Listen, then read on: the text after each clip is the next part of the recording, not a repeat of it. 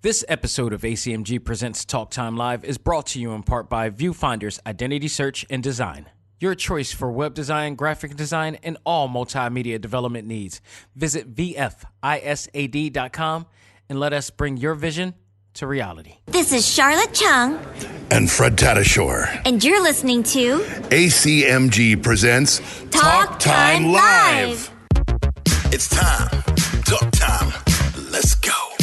Anime, comics, movies, and games. That come on and let's get it. Talk time. Anime, comics, movies, and games. That come on and let's get it. Talk time. Anime, comics, movies, and games. That come on and let's get it. Talk time. Anime, comics, movies, and games. That come on and let's get it. Talk time live. Started in the 80s with Matt Cross. Dudes in the hood might have called that soft, but I carried that cross like Jesus did. Fast forward, I teach the kids to learn how to let go, live life, and show love to all things that don't matter where y'all from. And luckily, there's a show called Talk Time. We've been waiting for this for a long time. Dax kicks the facts on all the geek news, special guests and unbiased reviews. Suburban kids, the hipster street dudes, all can learn something new. Me too. I heard words when no faith is empty. I stayed the course, though my haters tempt me. Beat the podcast, that'll make them envy. It ain't too trendy, it's A.C.M.G. Anime, comics, movies, and games. That come on and let's get it. Talk time. Anime, comics, movies, and games. That come on and let's get it. Talk time. Anime, comics, movies, and games. That come on and let's get it. Talk time. Anime, comics, movies, and games. That come on and let's get it. Talk time live.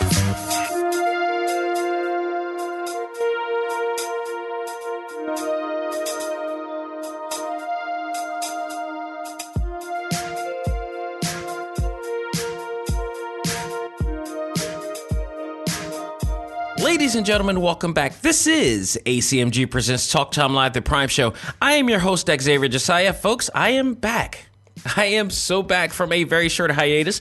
If you guys remember, we were out last week. In fact, because it was my birthday. It was the beginning of my birthday week. My birthday was January the 14th, same day as LL Cool J. Shout out to him out there. I always wanted to go to his parties. Probably never will. But I digress. We got a chance to hang out in New York, not only to just, have fun over there, but also to case out the joint for future situations, which I will talk about very shortly. It was awesome. We had a great time. This whole week has been a rush of events, which is the reason why I didn't get a chance to do a Select Start podcast, because one, there were some video game announcements this week, but nothing really big. Even the Nintendo Ultimate Smash Direct, which was okay. I'll talk about that. I'll talk about that next week. That one right there, I didn't feel it was worth talking about. And then it was not enough too much to talk about. And I had so much to do this week, as far as actually more meetings than anything and get-togethers. Like even yesterday. Off record, shout out to the Peloton group. I am a Peloton owner. I am one of those. And in fact, the reason why I'm one of those is because one of those are legit. that product is a legit product, much to all of the, promotions that you see out there, and the big, controversy with the actors and all the stuff. That bike is so legit. Not only is it legit, but it also has a legit community out there, and it was a chance to get offline and actually meet the people who support you and your health goals and everything out there. So we had a chance, my wife and I had a chance to go out to the Philly Peloton group and hang out at Spin in Philadelphia here. It was a really fun event, and shout out to all those. Shout out to Lindsay and who put it together out there. And it was an awesome time. It really does matter to get offline every once in a while and actually meet new people. The real social media is getting out there. Social media should be the beginning process of people actually doing something for real on the outside. That's what it was meant to do. And I am glad to see people actually doing that. I tend to do that with A.C.M.G. from time to time. It does happen. I think it's harder to happen with the certain demographic that we work with, and because of the culture of it and all. But on all lessons, it's a great thing to do. So shout out to everybody who even comes out to our events and such, and even Kiana's event, the game nights and all that stuff. I mean, it's a really cool thing to do. It's one thing to be online every once in a while. It's great to be offline, but not only was I able to do that, we hung out, like I said, we hung out in New York. And the reason for that was, one, I wanted to go see some really cool stuff. And one of the biggest, coolest things that I've seen, I'm definitely a late bloomer in this, but better late than never. I went to Midtown Comics. And man, I heard the legend of this place. It doesn't do it justice. This place is a mini San Diego Comic-Con, if you will, New York Comic-Con in itself. The exclusive, the items and exclusive content that they have there and stuff, it's amazing. It is absolutely amazing. And not only that, they got an app that you could order from, and you could have items sent to you. I love some of the comic book shops in Philly. What I saw from Midtown, I would put in comparison to what I saw in Disney, and I know that's kind of a major thing to say, but as far as how they handle things, how they do things from a production standpoint, their customer service is pretty good. Their how they do. I mean, like, they have an app. I've never seen any comic book store with an app.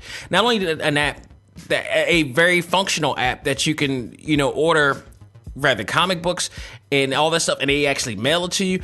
That is above and beyond anything I've ever seen before in my life. And I would hope that, comic book stores will be able to do it. But this is this gave me hope to comic book stores, because I know we got some great ones out in here in Philly. We got Amalgam, who has a hybrid of a coffee shop and a comic book store. So that's the big, that's the big concept with that. And that is very successful as well.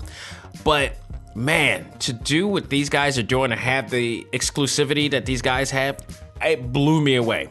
And I did not get out of there empty-handed. In fact, I went there twice. I went there. What did I get out of there? I got a statue of Brawly from Dragon Ball Super, which means I got now 2 statues from Dragon Ball Super, because I got the Goku from Keystone Comic-Con in there, and they're really well detailed as well. I also got another Scotty Young Marvel animated statue from there.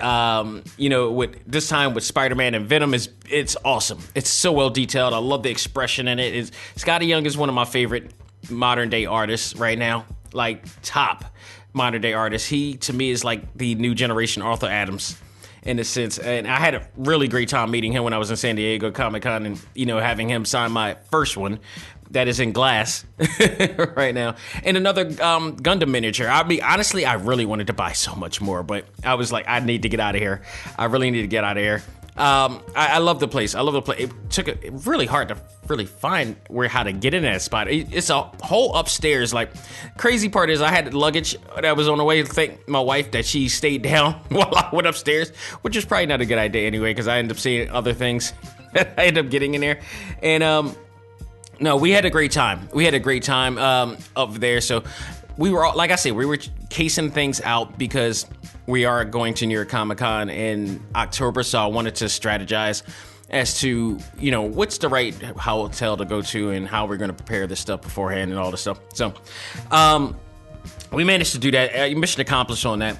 But also, in reference to New York Comic-Con, I was invited to a intimate setting and gathering and meeting and mixer with the Keystone Comic-Con crew.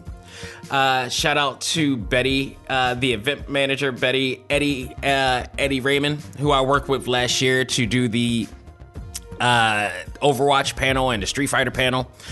He was the one that initially gave me that opportunity, and it was a pleasure to finally meet these guys in person, because I've been working with these guys via email through the start, and I even it was so busy at Keystone last year, I never got a chance to meet Betty or Eddie or Betty, how that rhymed, in person. So this was the first actual meetup with them. If you go on to talktimelive.com, you'll see a picture with myself, Betty, and Corey from Repop. And they were just so very nice. And I really appreciate all the hard work that those guys have done for Keystone and what they do in general. You guys have no I did. Like Kevin Conroy said in a media interview I did a while back, you have no idea of what they do. Like people tend to like actually have a misconception of how these things are done as far as like how they get the guests that they get, the preparation, the production, all that. That's really not an easy thing to do. I mean, these guys do it not only just like really great. Not only do they do it in a really great way, but they do it consistently. Because once they leave from one place, they immediately go take a plane to another place, and they travel everywhere. Sometimes even out of the country. Repop does have cons in India. Okay, so I mean, like in other places as well. Like Repop reaches out to a lot of different areas, and these guys work it. And they had this mixer, thanking myself and a lot of other people for what they did for Keystone Comic-Con, and gave us kind of a understanding of what they are preparing for 2020. And without saying too much, get ready. They are going to be doing some really great stuff. I won't go into any detail at this time. I will allow them to announce it, and then upon agreement, we will announce it here. But I can definitely say that I will be back. A.C.M.G. Presents Talk Time Live will be back doing panels and moderating panels for Keystone again this year, and it's gonna be huge. I could definitely tell you that. I can really definitely tell you that there's a big focus this year, and a focus that I've been talking about with them since they begun. And it's going to happen. I know some things that is going to happen. I am so excited. I was so excited after leaving them that I couldn't sleep, and I had to get up. And I got up at like 5 o'clock in the morning and started playing Dragon Ball Kakarot because I was so excited about what was going to happen and the possibilities of what's going to happen, and the people that are going to be coming in. They got some great announcements coming soon. You're going to love it. If I go any way out of that, it's kind of giving it away. So I'm not going to say nothing. But what I will tell you is that, again, A.C.M.G. Presents Talk Time Live. Myself, on behalf of that, will be representing again for the third year, and in a big way, in a really big way. And not only that, we have talked about New York Comic Con as well. I have never been to New York Comic Con. A lot of you listeners have known that, and not only I will be there for the first time in 2020. But added to that, I will more than likely be hosting a panel, maybe two, who knows, at that event as well. So that has been confirmed. So I'm going to enjoy New York Comic Con finally for the first time, but in a really big way. And A.C.M.G. will represent, excuse me, getting all choked up. A.C.M.G. will represent New York Comic Con in a big way. And again, thank you to the folks at Keystone Comic Con, the folks at Repop. This is a major honor. This is, to me, what performers like J-Lo or whoever is performing at the Super Bowl. When you get asked to be a part of that event or being hosted at the Oscars, like, that's an honorable thing. And this is kind of our cultural version of that. To be honored to host a panel with some really great guests that people will love to see and listen to and hear. And for me to be able to do what I love, what I do on the show, but to do it in a grander stage is really awesome. The other thing that was really amazing that I think I really got excited about, I didn't know this until Eddie told me this at this affair, was that the Voices of Overwatch panel that I went to, that I hosted and moderated, was in fact the largest crowd of all panels in the event. It was roughly 300 people attending that event. And that's, all right, let me rephrase that. Let me rephrase that. Because the Tom Holland panel was the biggest one. But outside of that was mine. Tom Holland had at least up to almost 5,000 people in that panel to see him. on the same day, my panel was there, and it was amazing. The energy that came from Tom Holland's panel. Thank you, Spider-Man. Again, this is why I'm a fan of Spider-Man. some way he doesn't know it, but he actually helped. That energy resonated all over to my panel, and people loved the Overwatch cast and Fred Tatasciore and Charlotte Chung, and it was amazing. We had a great time. It was one of the best moments of doing Talk Time Live to date. I mean, this is what I was leading for this podcast to be able to do, and I felt like it did it in a big way. It did. Keystone and Repop did everything to make my goals come true in a big way, and I thank them wholeheartedly and humbly about that. So, get ready, people. It is going to be a great year for this podcast, for the A.C.M.G brand itself. Also, shout out to the women that represented the Garrison Karate 501 Legion. I will have them on this show soon. This was, some of you may know, if you're a cosplayer or a fan of cosplayer, you may know this Legion. It's the Star Wars Legion. I met them and we talked about what they do, and I was so amazed at how much of a community that this Legion is. You gotta hear this. It's amazing what these guys not only do for themselves and for different cons, but what they do in the world of Star Wars. And they are canon to the Star Wars universe. It is insane. And what they do. So we're going to have a representative on this show rather soon or down the line, leading to Keystone Comic-Con. And it's going to be awesome. Absolutely awesome. Also, the Philly Avengers, which is a very known cosplay crew in Philly. They are at Keystone every year. They're at every con every year, and they are a huge representation of the cosplaying community in Philadelphia. So shout out to them. They were there as well. Got a chance to meet up with them soon. So, oh my God, I am so excited. I am so very, very excited. Now, this episode, getting back to this episode of things, we are going to have actually 2 reviews. It was this week was so big. I mean, we had the premiere of Bad Boys for Life, the return of Will Smith and Martin Lawrence, who I am going to be seeing perform here later on this year.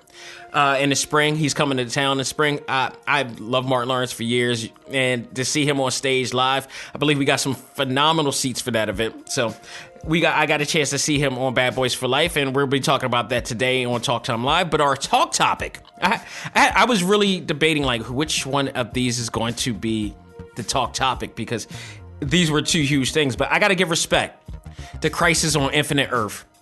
That's going to be the talk topic because, my God, there was a lot to talk about. And one of the biggest, and you guys know this by now, it was heard around the world pretty much. One of the biggest surprises came out of that 2-hour conclusion.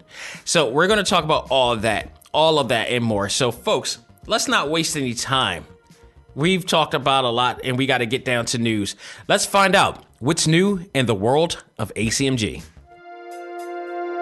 And now, it's time to find out what's new in the world of A.C.M.G.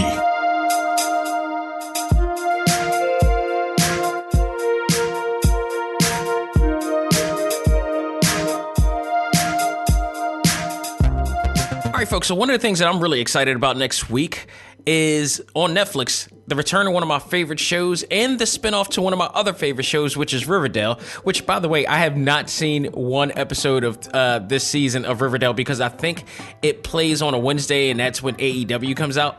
So I got to binge back on that, and I know that series is great, but now it's crazy. It's so much content on TV.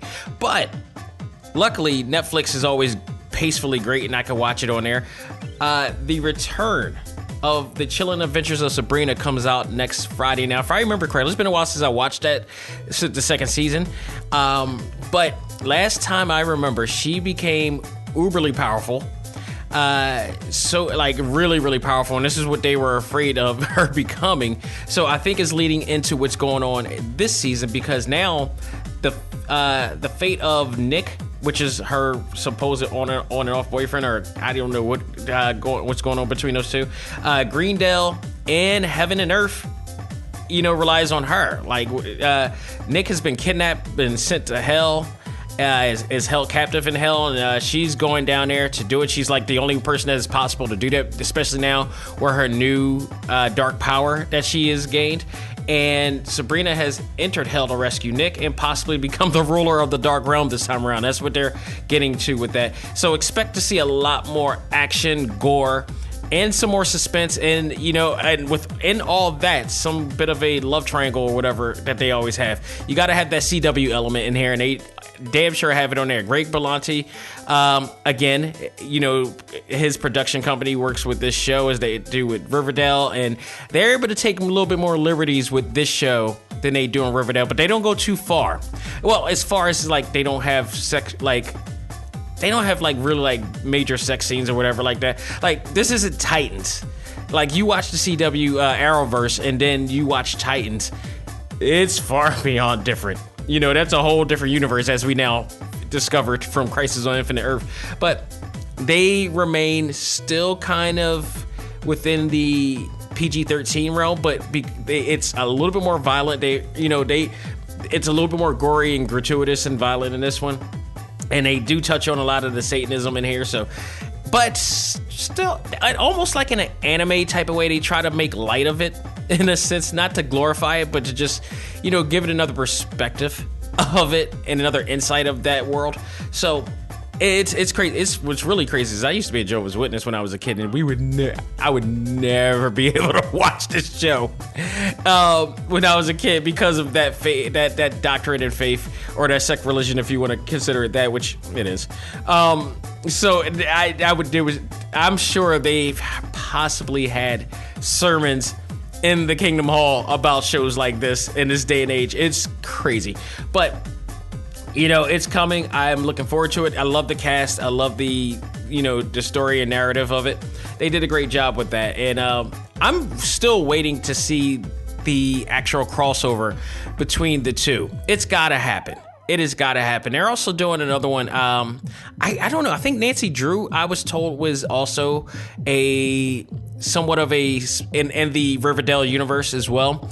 And then there's another one coming out pretty soon that we talked about. I forgot which one it was, but Josie is going to be in that one too. And there's the connection of the Riverdale thing, which I don't understand why they just didn't give Josie her own show. I really don't get it. Like, the Josie character is a major character and a nostalgic character to many. To make her another side co-star or co-character in a major story, to me, that kind of rubbed me a little bit, especially this version of Josie. So either way, we'll see. I love what they're doing right now with the show. So I'm looking forward to seeing this season. I'm going to be binging with this one. Into some gaming news now. Square Enix. If you are a fan of Square Enix games, and if you're a fan of Square Enix, then you know this news is nothing new or nothing exciting at all. This is vintage Square Enix news. Square Enix decided to delay the dates of Final Fantasy VII Remake and the Avengers that Crystal Dynamics is working alongside with them. This is nothing new. Final Fantasy VII Remake originally was announced to release on March 3rd, but now will be released on April 10th. So they're doing this so they can make last minute adjustments, which I am okay with this, as long as they don't do what they did with Kingdom Hearts 3, which they stretched it so far ahead, years, that by the time it came out for me, I didn't care. I didn't care about that game at all. I really did not care, and it didn't. This was when it was like better late than never. No, it was just way too long. It was too little, too late for me with that one. So I didn't enjoy that game as much. I don't know if the length of time had anything to do with it, but I waited too much time, and I had so many other great games come prior to. It was like, all right, whatever. So hopefully that won't happen here, but stretching it over to a month later, that's not entirely a deal breaker for me. Not at all. Avengers, on the other hand, was originally announced to release on May 15th. Now, unfortunately, it will be released sometime in September, which is the fall. Okay, so my initial thoughts with this is that, one, Square Enix always does this. This is not just like the first time, this is not the second time, the third time. They have done this so many times, dating back probably to the PS. I think even the original Final Fantasy VII had delays. But the good part about with Square Enix, the positive of Square Enix doing delays is that they want to absolutely make sure that they make the best game possible. And at the end of the day, they do make the best games possible. You know, whether it be RPG, action RPG, or whatnot, they really do it. So have good faith that even though the hearing of delays, I'm starting to wonder. Honestly, I'm starting to wonder if this is more of a marketing ploy than it is a actual situation that they always deal with all the time. Because it happens way too much. And if it is, I don't understand what that strategy is, and I don't know what they're basing off. But what they hype a game up, then they give it a release date. And then for some odd foreseeing reason, they have to, delay it again to another date. It just seems, it's becoming formulaic at this point, and I don't understand what leads to this other than they want to make it tighter. But it happens way too much. I'm at a point, I'm like, are they doing this on purpose? I don't know. And if they are, I don't understand what would be the strategy for this. So, I remember Final Fantasy 15 was a game that they said they were building for 10 years.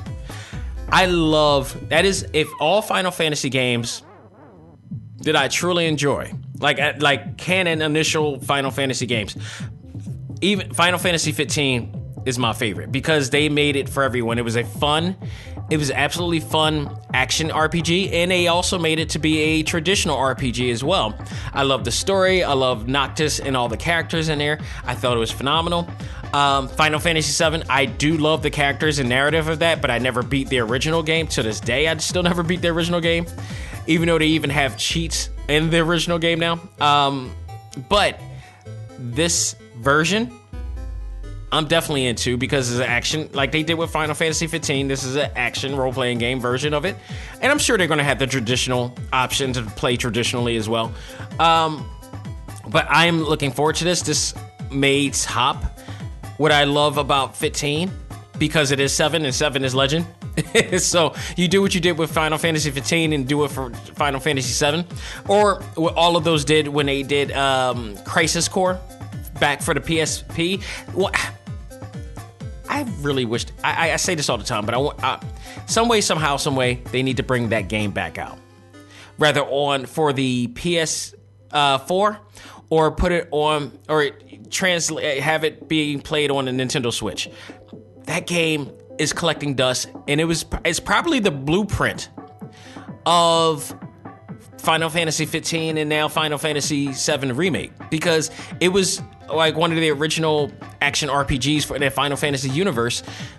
It told the story of Zack, which was like a spinoff from Final Fantasy 7. I think I played that game like two or three times. It was really well done. It was really that good. I love that game to death. And the fact that I can't play it anymore, and they never made it digital either. It was UMD. So I believe I still have the disc, but I have a PSP Go. So unfortunately, I can't play either. So there's the dilemma with that. And they never made it, like I said, never made it digital, so I can't even play it on my PS Vitas. So there is the irony and dilemma with that. But Avengers is one thing. The Avengers, I am anticipating now to play that game because now it's starting to look really good, and they're working hard to make it really great. They had a really rough start at the beginning at E3 trying to show it out, and it didn't make the best of first impressions with us fans. And gradually, the evolution of it is coming in and is looking great. So now I'm more anticipating for it, much like I am with the Sonic the Hedgehog movie now, because they went back and fixed some things to make it look visually stunning and stimulating.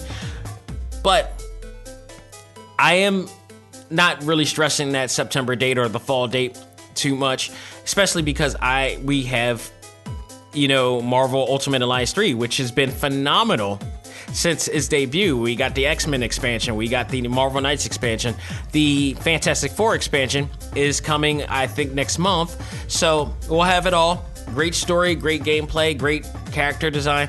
You can't go wrong with that. If you need some Marvel, stimuli, if you will, before that comes in, go buy yourself a Switch if you don't have it. You should have already have one by now, and go get that game. That, I can tell you, is one of the reasons why to get a Switch. You can't play it anywhere else but the Nintendo Switch.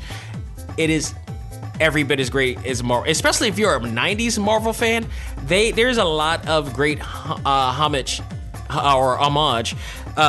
to play in the Marvel universe for the 90s. There's a lot of it in there. I mean, you got Cable, you got Jim Lee's Cyclops in there, and man, it's fantastic. I absolutely love it. You got to love it, man.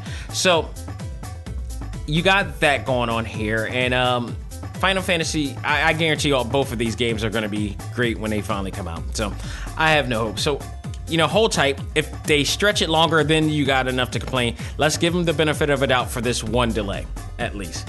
So I want to switch on to manga news, because shout out to Kiana and the A.C.M.G Facebook group showing this. This was really, really interesting.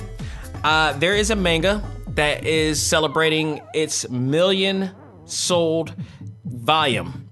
It sold 1 million volume copies in Japan for a reason. This is one of the most intriguing and one of the biggest reasons why I love anime and love manga. So many eccentric storylines and narratives that come out of Japan. This is no different.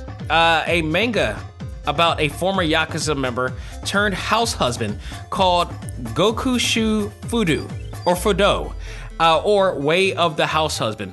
It is celebrating its 1 millionth sold copy, and in celebration of this, they did a commercial for this. This is a really cool commercial. In the commercial, you see the main character known as Immortal Tatsu in a slick Yakuza suit, where he wears an apron over it and cooks for his wife who's off to work. He takes this job very seriously, and as he does working with the Yakuza, like he's very stern, very observational, very minute, if you will. And this commercial made me want to check out the book intently. And I thought the concept is very cool and intriguing, but isn't every manga and anime, to be honest? Like, seriously. I gotta find this. I gotta find a way to get this. I got a feeling Midtown has this comic, and I could probably get it from there more than anything. So that's something that I consider checking out there. But go out of your way to check it out. It's called Gokushu Fudo, or Gokushu Fudo, or The Way of the House Husband. So go out of your way to check it out. It's a really cool thing. And go out and check out that commercial too. It's really awesome. So, other biggest Marvel news this week was the trailer. We finally get to see the trailer for Morbius. This is very interesting here. You guys remember Venom came out, and it was met with mixed reactions for the trailer, but even mixed reviews for the movie. Mostly teetering over to the bad. I gave it a bad review myself when I finally seen it. I refused to go to the movies to go see it, but I finally saw it, and I was right. It wasn't for the sake of the actors per se. It had nothing to do with the actors. It was like Fantastic Four, the last Fantastic Four movie. Had nothing to do with the actors. The actors are known for being phenomenal. Tom Hardy does make a great Eddie Brock, but unfortunately, the premise, the narrative and story did not go well with me because, one, he's not a hero. He is a bona fide villain. Morbius would be more of he would be more of a hero than villain in this whole thing. But the fact that they legitimately made Venom a hero, it irks me, because Venom is known as one of Spider-Man's greatest. Before it went to Flash Thompson, He is known as one of the greatest villains Spider-Man has ever faced. One so great that Spider-Man was afraid of him. He's never been afraid of any of the enemies that he's ever had. He was afraid. He was afraid for himself because he couldn't sense where he could be. He could be anywhere. He was afraid for Mary Jane, who was terrified by that suit. And they made him a hero. That to me was every bit as upsetting to me as Mystique becoming the leader of the X-Men. That to me was just like, what are you guys doing to this canon or this franchise? Even if this is another universe version of it, whatever, it's still like, are you kidding me? This is stupid. It makes no sense. It makes no sense to get fans to really want to see why they love this character so much, or why the casual fans should love this character. So this one has Jared Leto going at his second attempt to being a comic book character. He played the Joker on the Suicide Squad, and was not the best Joker ever at all. I think it was more of the direction of the character more than his portrayal. They gave him a more gangster version of it, and it just didn't work out. It's just like, we don't want a gangster version like of the Joker. He's just psychotic. If you look at what Joaquin Phoenix did in Joker, and Heath Ledger did in Joker, and Jack Nicholson, there's that essence. That's the essence that you should be doing. And man, Jared Leto, unfortunately, it just didn't work out for him. I think it may work out for him here. Jared Leto tries it again at playing a comic book character in the Marvel Spider-Man universe, and now the big question asks whether it is in fact connected to the Marvel Cinematic Universe. We say that because we see hints of it in the trailer of Morbius, and he passes a mural in the alleyway that has the writing of murder in there, which immediately, I mentioned this, and all of a sudden comicbook.com mentioned it as well later, like shortly after, like a day after or something like that. I mentioned that on the Marvel, what was it? On IG, there's a Marvel Cinematic Facts page that I love that has grown exponentially because they work their asses off showing facts off, and they mentioned the trailer in there. But I mentioned that the Morbius,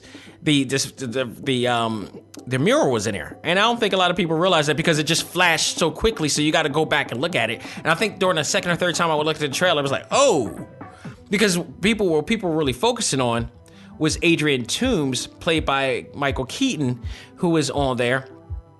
And IMDb, if you go on IMDb, they still don't say what character he's portraying, but he makes subtle hints, and he portrays himself exactly the way Adrian Toomes was on Spider-Man Homecoming. So is that the Vulture from Spider-Man Homecoming? Is it another version of it? We don't know. But also the mural on the wall that says murder also kind of hints at the recent Spider-Man from Far From Home at the very end when Mysterio vilified him by projecting a villain image of Spider-Man. So I don't know. They're making really blurred lines here with this, and it's going to be interesting to see what happens with that. But I put out a poll in the A.C.M.G. Facebook group about this, and surprisingly, because outside of Into the Spider-Verse, there hasn't been too much success in live action Spider-Man movies. Now, granted, Into the Spider-Verse is a animated version of the movie, and it was one of their most successful Sony Spider-Man movies since the original first two Spider-Mans. And they've done like 5 Spider-Man movies, and now they're doing 2 spin-off movies of this. And technically, Into the Spider-Verse Into the Spider-Verse is 5th. And that was, not only was that the best, that's an Oscar-winning movie. So technically speaking, that is the best Spider-Man movie Sony's ever made. The most successful Spider-Man movie that they made. It got an Oscar for Best Animated Film. So, extremely deservingly so. And I'm glad that of all animated movies to get that was one of my favorite characters of all time. It doesn't matter whether it's Peter Parker or Miles Morales, still my favorites. So, surprisingly, the anticipation for this is very interesting. 65% of our A.C.M.G. Facebook members voted that after the trailer, that the movie could possibly work with Jared Leto in there, with the premise of this storyline. If you don't know about Morbius, he is a scientist that has contracted a disease and he's trying to he's trying to cure himself. And by doing so, he does so with this, I guess with this element that turns him into a sort of a vampire. And this was something Spider-Man has always tried to help him with, but Michael Morbius has always been conflicted with being a vilified character and also being a scientist trying to cure himself, but in doing so, he has the thirst for blood. So he has to survive. In doing so, he has to kill people to do so. So this is where Spider-Man comes in and tries to help him, but he's in the gray. He's in the gray. So he can be somewhat of a hero character, more than Venom can be. So it kind of fits out. It kind of works out for him, for this character more. I think this possibly, myself, I'm in the percentile of this could possibly work. Jared Leto can actually, I think this is more of a fit for Jared Leto than a Joker. The Joker just wasn't. His version and portrayal of the Joker. Not his fault. It was the director's fault or the writer's fault or whatever. His version of the Joker just was not working for them.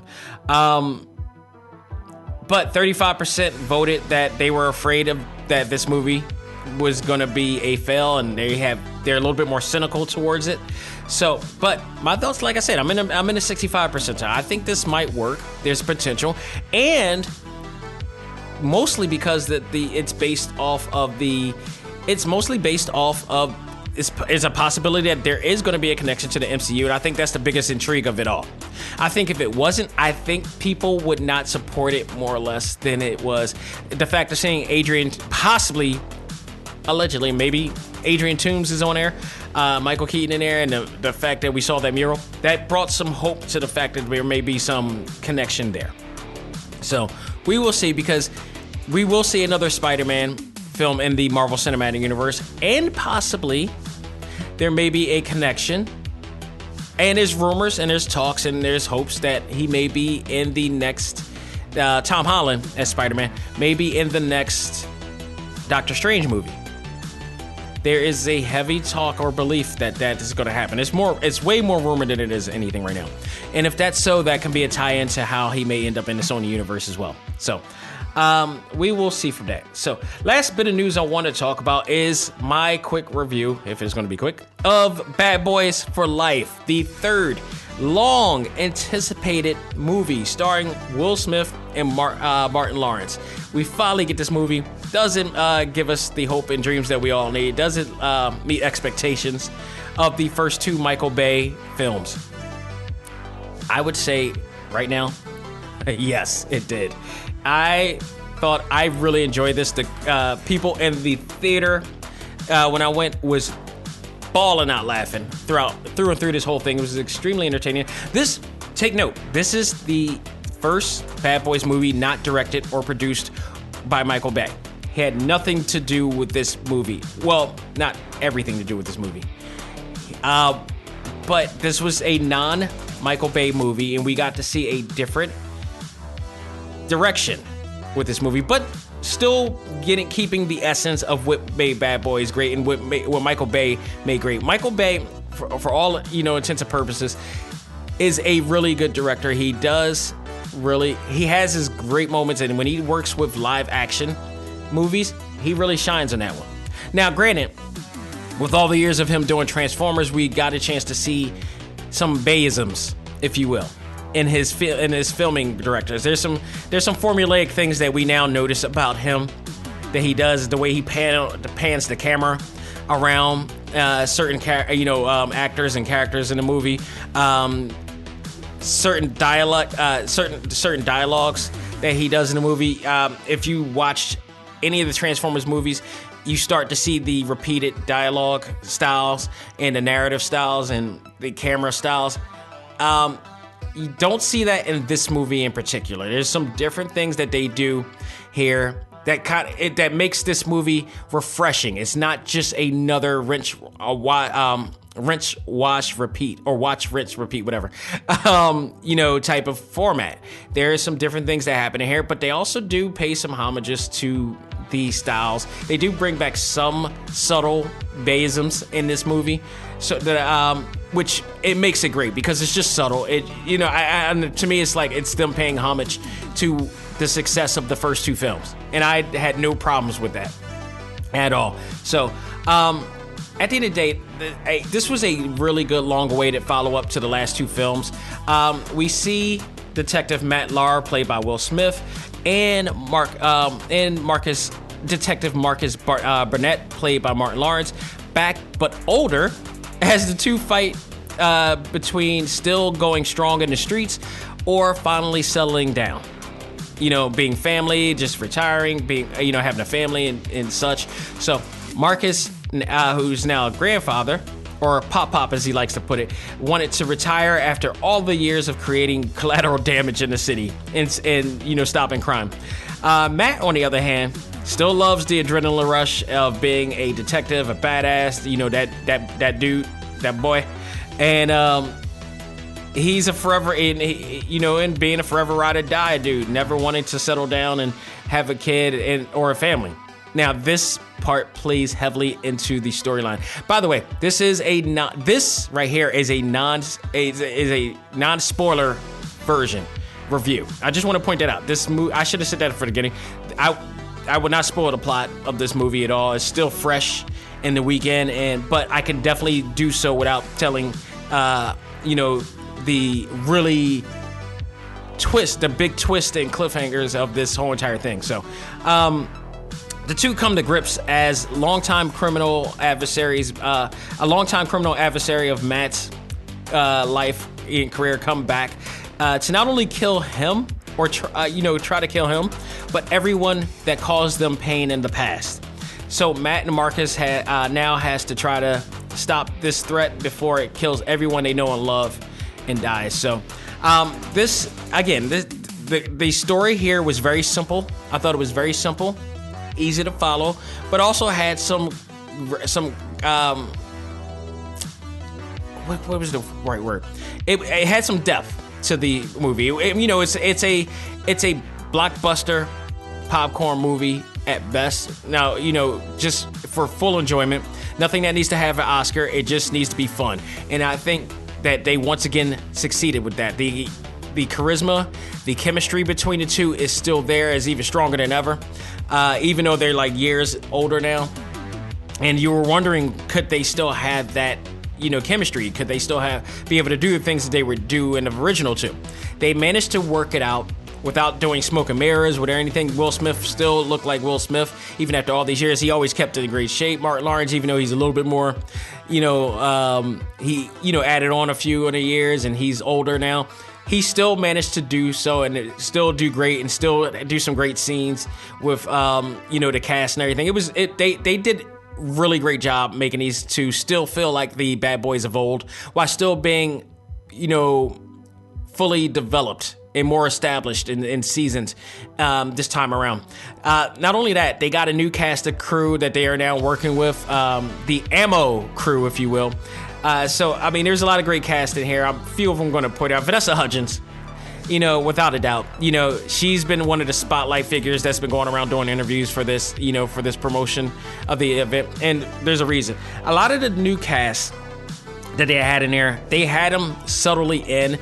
They managed to get their time in. They managed to get some action in, and they actually got some story development in here to some extent. So they didn't overshine, they didn't undershine. I felt in here, I thought they did a great job, and you were able to see they had their moments. They had their great moments. Vanessa Hudgens, who was playing the Ammo police, task force member from Ammo. I forgot the acronym of Ammo, but it's a task force where kind of a CSI type of thing where they really see where if there's a weapon that's being used, they detect where the weapon is, how the intensity of the weapon, and where it led to, where it came from in the first place. So she didn't have too many speaking roles, but she she did manage to shine, and there was some definite action in there. She came in like a badass, like very Wonder Woman-esque in there. So she came in like full, like they made sure they made her look really good and powerful and empowering in this movie. So I loved her in there, and hopefully we'll get to see her again when a sequel comes out, because it looks like that a sequel is leading to coming out after this. Charles Melton from Riverdale, Reggie Mantle from Riverdale, one of my favorites. He plays a character as Rafe, or I forgot how they pronounce it, but he is kind of the passing of the torch to Matt, and Matt still wants to be that man, but this is the guy that wants to be like, he wants to be the next in line. He wants to be the one to take the next, helm in the city, being that guy. So, and he kind of does take it from, there's a really funny scene in there where he kind of outshines Matt in there. It's really funny. You got also Alexander Ludwig as Dawn. He's like the big, soft teddy bear, but they look at him, this dude's huge. He looks like he'd kill. He would massacre. But he's kind of a pacifist in a sense, and for a reason. So they lead into that. You got Jacob Scorpio, who is the main antagonist of this show. This dude is a badass killer. He's the one that's going to be, being a big hassle for Matt Lowry, and for a big reason. There's a huge reason in here. I won't spoil that, but Armando Armas is no freaking joke. You also got Kate Del Castillo as Isabel Aretes, also one of the main big villains and one scary badass in this movie. These are the two antagonists of the actual movie. And saying any more will spoil the plot and the twist in this movie in here. So just know that you're going to love them. If you haven't seen this movie yet, you're going to absolutely love those two and what they do throughout this entire film. It's going to be crazy. Teresa Randall. I love Teresa. Teresa Randall, especially in the 90s, was one of the hottest black female actors in the game. She was sexy. She was empowering. She was she set the standards for how elite, she was classy. She had that Felicia Rashad type of, feel, and she was always awesome in these movies. And she plays Marcus's wife, also named Teresa. And there's some really funny, great moments with her as well here. And surprisingly, DJ Khaled was in this movie. He played Manny the Butcher, and was not a far cry from his normal DJ Khaled character. The funny part about that was that everybody loves DJ Khaled, but it was if you ever hated DJ Khaled, you would love him in there, because him and his interaction with Will Smith's character Matt, it's funny as hell. It is really funny as hell. Some great moments aside from that DJ Khaled and Will Smith Matt Lowry interaction was seeing the kid from, I believe he was on Bad Boys Part 2. The kid, it was one of the most memorable moments of Part 2, or the memorable moments in the Bad Boys franchise, when they met Marcus's daughter. When he met Marcus's daughter's boyfriend, who was going to be taking him out on a date, and they tried to intimidate him, and he's taller than him and bigger than him. He actually is still with her, and they actually had a kid with her. So he came back. It was great to see that dude. And everybody in the theater had to been fans of this movie in the franchise, because they immediately recognized him the moment he came on. He was shown on camera, and he did the same exact thing, because there was a scene where he ended up having a kid with the daughter, and they end up seeing him again. So that's, if anything to spoil, he's back. That kid is back in there. I loved it. So, seeing Michael Bay again in a cameo appearance was also great too. So, and again, the cameo nods was great. Trust me, this little bit of things that I mentioned here, they're just moments that I felt was great in here, but there's some really great action. There's some really twist. There's a big twist in the plot of this movie that I will not say. What I just mentioned right here, nothing compared to that. But overall, Love this movie. If I was to give it anything, I would say B+, A-. I really enjoyed the film. It wasn't like blown away, outstanding. I mean, but it really, I thought they did a great job. It was a refreshing feel to the franchise. You know, still some, you know, tiny little Bayisms, but a lot more great aspects from this series. And I got to give respect to the director of this movie, which, give me a sec, I will do so. Oh, that's right. It was a two-person thing. It was Adil and Bilal who's directed this movie. So I'm not familiar with these two, but kudos to them. They did a tremendous job on here, and I love it. I love the movie. Go out of your way to check it out. If you love the first two movies, I think you're going to really enjoy this one as well. So that will do it for what's new in the world of A.C.M.G. We're going to take a break, come back, and we really got to get deep on Crisis on Infinite Earth because there was a lot of things to cover here that I enjoyed. I don't think it'll be a long one, but it was the 2-hour finale. I'm going to just say now, it met up expectations, superseded expectations. We're going to talk about why right after this. Ladies and gentlemen, this is Dak Xavier Josiah, the host of A.C.M.G. Presents Talk Time Live, the podcast. You want to catch up with all of our podcast shows and hear from some of the hottest names in all of anime, comics, movies, and games, such as... This is Miley Flanagan, the voice of Naruto. This is Stephanie Shea, the voice of Sailor Moon. This is Ruben Langdon, voice of Ken Masters and Dante from Devil May Cry. Hey there, this is Kyle Hebert, the voice of Ryu from Street Fighter V. This is Chris Battle, character designer of Teen Titans Go. Here's your chance to check out all of that and more on TalkTimeLive.com. TalkTimeLive.com provides all of our ACMG content with new and previous episodes, exclusive interviews, articles, and much more. Visit TalkTimeLive.com and let us help you learn to let go, live life, and love all things ACMG. Talk Time Live. This is Tom Gibbous, the voice of Shikamaru Nara from Naruto, and you are listening to ACMG Presents Talk Time Live, and it's not a drag. Do it. And now it's time for our Talk Topic of the Week. Ready? Play!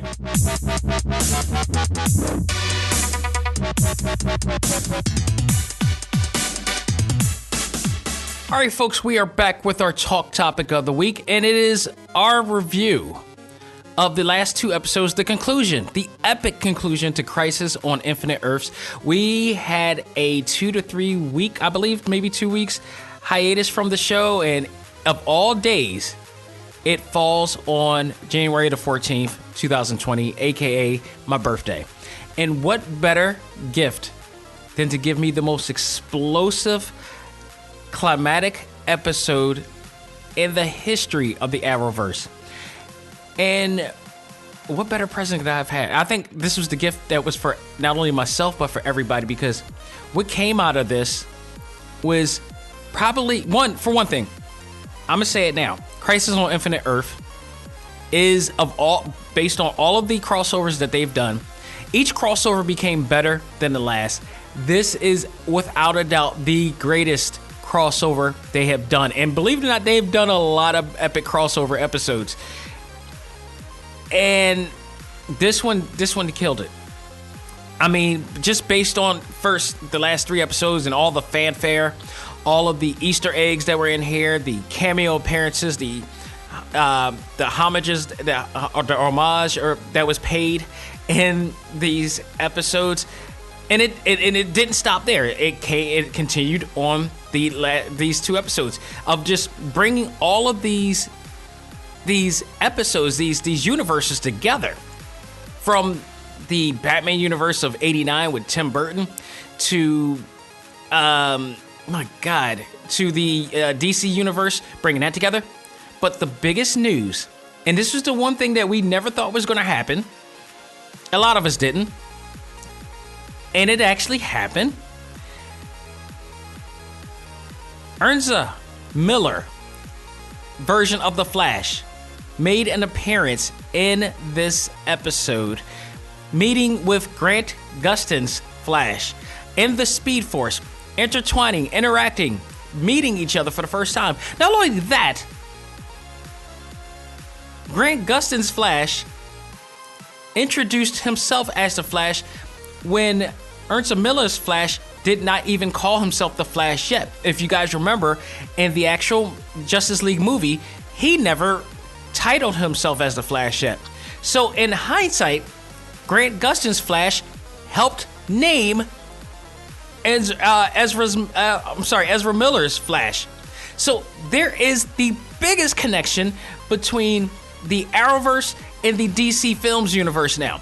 It is all connected. This is exactly what fans wanted to see, and we got it. Not only was this the biggest secret kept in years, this secret was so tight-lipped that I believe that the cast members themselves, outside of Miller and Gustin and maybe the writers and the director, did not know about it. Melissa Benoist actually wrote on social media that she was blown away and did not know this was happening. This was the biggest secret kept. I don't think a lot of the cast members know. They kept it so secretive. He came in his full gear, and Grant Gustin came in his full gear. It was a really great moment. It was, matter of fact, I know she wrote that on Grant Gustin's Instagram, because he posted after the reveal of that. He posted the pictures that they had taken.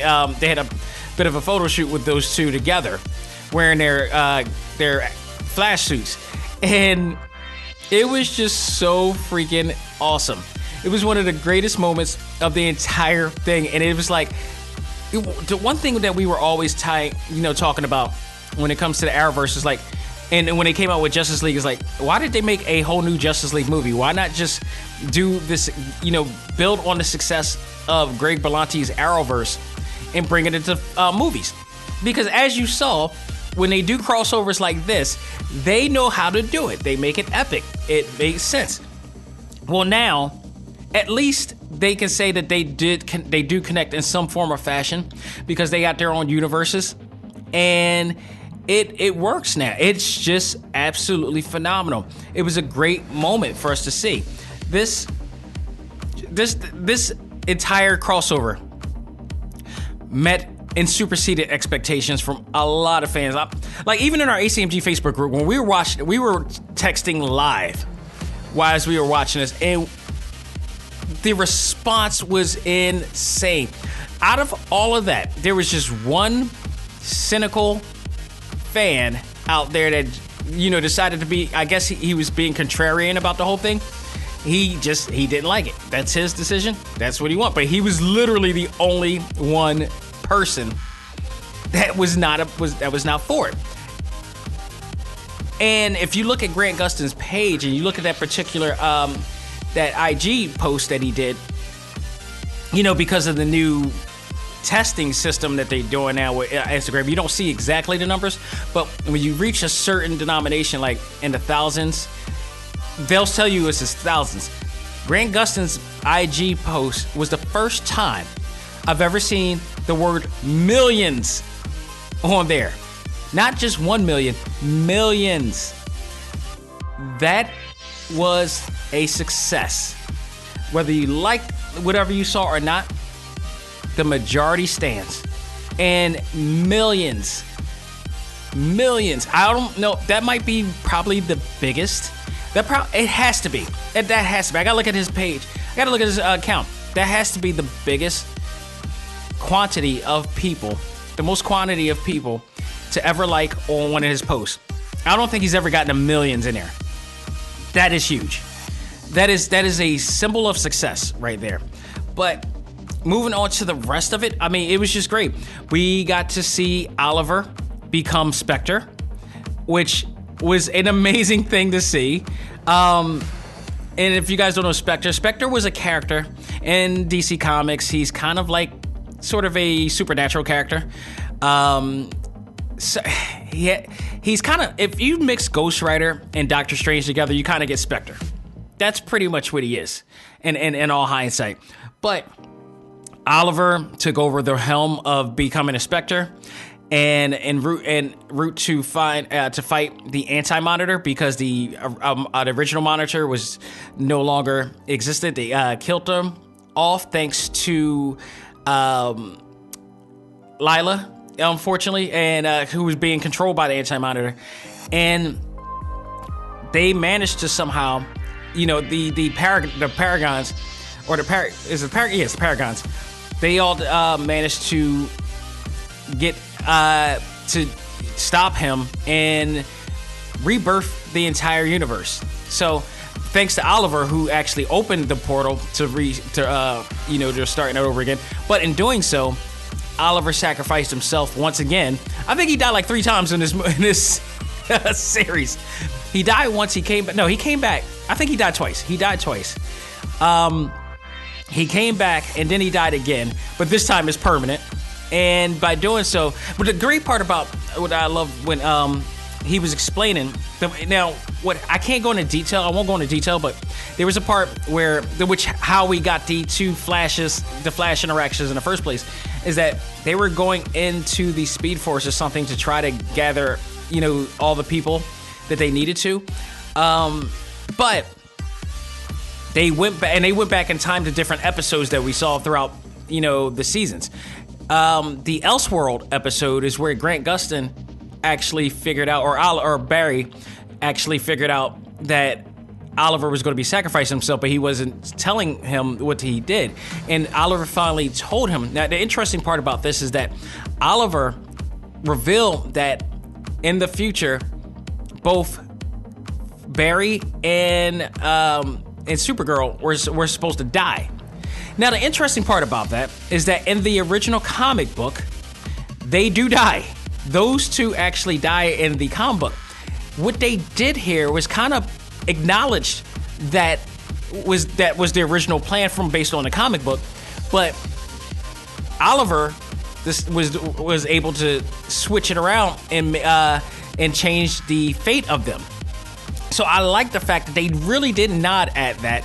Also, the other thing I like is that at the very end of part 5, Supergirl, they actually did the scene where Supergirl was going to kill the Anti-Monitor, but in doing so, sacrificing herself. Now, that was also in the comic book as well, and that's where she ended up dying. They end up teasing us really well with that, and then literally flipping the script from that and changing it and ended up not being her. If you guys also remember, Oliver Queen was not in the original Crisis on Infinite Earth. Anyway, he was at the very end. I've read that book. I didn't see anything at all except for the very end when they said he died. That's it. So he was fully on this one, and this is why everything started changing and how they were going to do it. This, to me, this entire episode, or this entire crossover series, in comparison to the book, for me, and this is just me, I enjoyed what they did on this series a lot better than what they did in the book. And that was possibly due to them modernizing both the narrative, the dialogue, because if you go back, this book, as great as and cherished as it is for people, I read it for the first time in modern day. So I got a modern day perspective of things. So like the dialogue is really outdated. They speak in themselves in third person a lot. There's some dialogue that you wouldn't say in today's standards. So they really did a good job modernizing this story, making it great for fans who read the book, but also great for casual fans and people who love the Arrowverse but don't know about Crisis on Infinite Earth to be understanding of what's going on here either. So I totally enjoyed what they did. To me, this story, what they did with these 5 episodes was as airtight as you can possibly have done for this. Now, the one big question that still stands here, and I guess we'll get that next week from the last few episodes of Arrow, is what in the hell happened to the kids? Arrow's daughter and Diggle's son or whatever or adopted son. There's a lot to be answered here, and the fact that Diggle now has a daughter, so that's an interesting thing. When they rebirthed all of the situations. So now, also noted is that the actions of Oliver as Spectre and the Paragons is that they are all now in one universe. That is including Black Lightning, who came back, the Legends of Tomorrow together. They're all in the same place. So now we literally have a rebirth, which they actually did say, and if you are a DC fan, you know the rebirth is the term that was used for the new rebooted universe of DC after the 52. So I thought they did a really great job. You know, a lot of, like, if you're a DC fan, you have got to love what they did with this.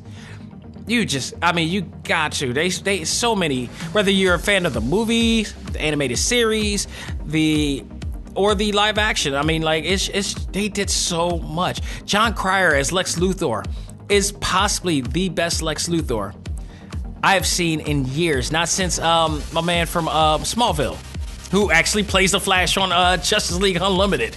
So they were outstanding. And Jon Cryer is absolutely phenomenal. And he's alive again, so it's going to be interesting to see where he goes with this. Because a lot of us were talking and we're like, this is going to lead to the Legion of Doom. This has to. Like, if they do another crossover, it has to be the Legion of Doom. They did a lot of hints of everything, and at the very end, they kind of do have the Hall of Justice now. Because Grant Gustin, through, I guess, an abandoned Star Labs, they, worked out where they're going to be meeting up at. And the Round Table also made an appearance with all of their chairs, and even one dedicated for Oliver was there as well. And what they did with Oliver was really good. His Stephen Amell send-off was so well done and so classy. And, thanks Stephen Amell, thank Greg Berlanti for 9 years of this phenomenal show that led to all of this. That show, whether you like the last few seasons or not, if not for that show, we would not have got Flash, we would not have got Legend of Tomorrow, Batwoman, coming soon Stargirl, coming soon to something else. I mean, even the DC Universe, like Greg Berlanti, really, he is the reason why the CW is where it is today and how successful it is. Which is why he's got to be so stupid rich right now for all the shows that he's producing for the CW. It's unbelievable. It's unbelievable. So, if you, by God, have not seen Crisis on Infinite Earth, the hell with that. If you haven't seen any of this, the actual crossovers, go out of your way to go see them. Whether you do it on Netflix or you do it, hopefully, CW has all of the episodes for free that you can watch on their app. You can watch every single episode as it is, in the right order there. But I also hope that they put in all of the actual crossovers, because when I went back to look at all of the crossovers, I had to first go online to a wiki page to help me put everything into order to watch it leading up to Crisis on Infinite Earth. And then I had to go into Netflix to watch every single episode or skip episodes or whatever. I mean, it was fun, but it was still tedious. I hope CW manages to get all of the crossovers, put them all in one swoop, or DC Universe app, put them all in one swoop or whatever. Because these are great episodes. If you want to get somebody to really understand why people love these shows and why they're so popular, that you got to watch these crossovers. That is the easy way to get you into wanting to watch everything all over again. And then I also recommend the second season of Arrow when Deathstroke was there. Oh my God, really, really awesome. So go out of your way to check it out. They outdid themselves insanely. If you thought that the Arrowverse was, diluting, no. I think this made them stronger than ever. I'm looking forward to Stargirl when that comes out, whenever that comes out. And man, I think there's a whole nother, we talk about Marvel, the Marvel Cinematic Universe, man, for what they've done for movies. Arrow, the Arrowverse, or the DCW universe is what I like to always call it, is doing the exact same for primetime TV. So go out of your way and check it out. Folks, that will do it for this edition of A.C.M.G. Presents Talk Time Live, the Prime Show. I'm glad to be back, and also glad to be doing another episode of Select Start this week, which I will be reviewing Dragon Ball Kakarot, the latest game in the Dragon Ball universe by Bandai Namco. This action RPG game is looking to be a pretty interesting one, so we'll talk about that and any other news. And I may actually have another smaller review, because Puzzle and Dragon came out. I want to talk about that too. Excuse me. So I definitely want to go and talk about that as well. So, folks, thank you so much. Please, thank you. Keep supporting us, and we'll keep loving you and keep bringing you the best in all things anime, comics, movies, and games. And stay tuned, because 2020 is going to be so sweet. I guarantee you that. Keystone Comic-Con, A.C.M.G, Talk Time Live, partnering together again for possibly the biggest event to date in the city of Philadelphia, as well as New York. So stay tuned for all that as well. So we got a lot of news coming. We got it, who knows who's going to be on the show coming soon this time. So stick to all that. Stay tuned and keep supporting us. Remember, we're on TalkTimeLive.com. You can check out all the episodes there. You can check out our exclusive interviews on TalkTimeLive.com/exclusives. You can go on iHeartRadio, Apple Podcasts, Google Podcasts, or Google Play, whatever. It's Google Podcasts. Stitcher, Podbean. Oh my God, he's getting so much.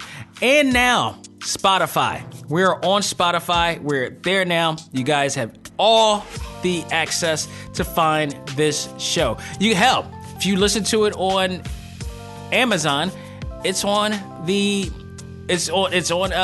just ask for Alexa. She'll get it for you.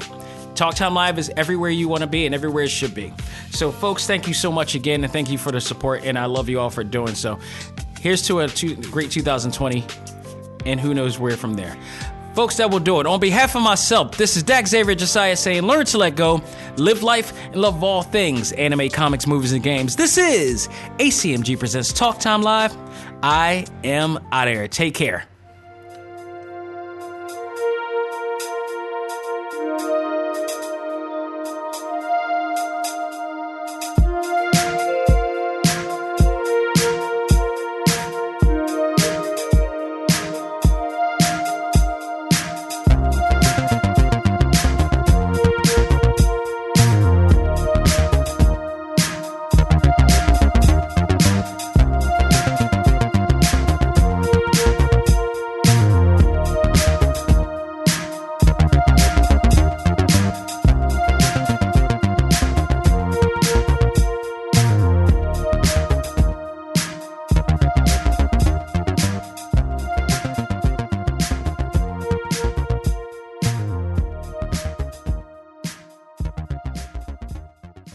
Music for this episode is provided by Game Chops. Check out these great chiptune tracks and more at music.gamechops.com.